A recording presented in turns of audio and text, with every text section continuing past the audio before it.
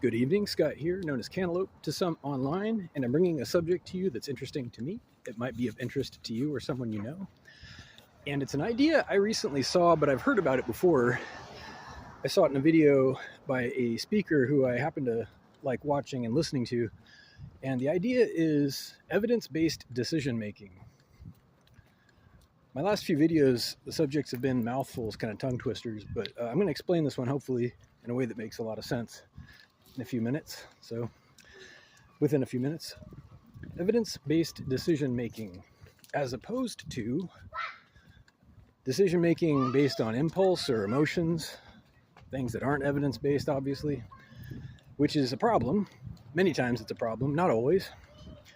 But there has been a trend of problems based on emotional decision making or lack of actual concrete evidence when making important policies and decisions. So I want to highlight the difference first and foremost. Evidence-based decision making obviously involves data. It involves analysis and science and collecting things and due process, hopefully, arriving at actual accurate conclusions. Conclusions is the word. So these are all important things, but I want to say something about it. I understand the argument. I do. Hopefully what I've just said illustrates my understanding. When you make all of your decisions based on evidence, or if you make all of your decisions based on emotions and impulses, either way, you're making a big mistake. If your instincts and your intuition aren't part of the equation, you're going to make mistakes. They have to be part of it. There's got to be something called a reality check, or else no amount of evidence is going to steer you in the right direction. Data is stale the moment it is recorded. Data is not accurate because it's a snapshot of something that happened already. Things change. Nothing stays the same forever that I can think of, except for the fact that nothing stays the same. So when you record data, and think about data, because evidence is data, it's a type of data. It's something that exists, sort of, but not really. And I've made videos about this too. It exists in another universe. That's one way to think about it. Data exists in the universe of the hypothetical, along with mathematics, things like perfection, absolutes, groups, classes, ideas, hypothetical ideas. They exist in this universe, not ours, but an imaginary one.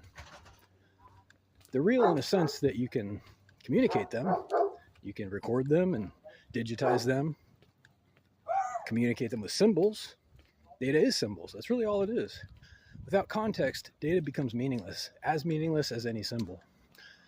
So evidence-based decision-making has a limit as far as how productive you can expect it to be, how helpful and ultimately happy and healthy it can be. Let's agree that the goal is health and happiness in general. But back to the subject. There are many things that cannot be measured. Measurability is a big deal for science, for any kind of recording or data.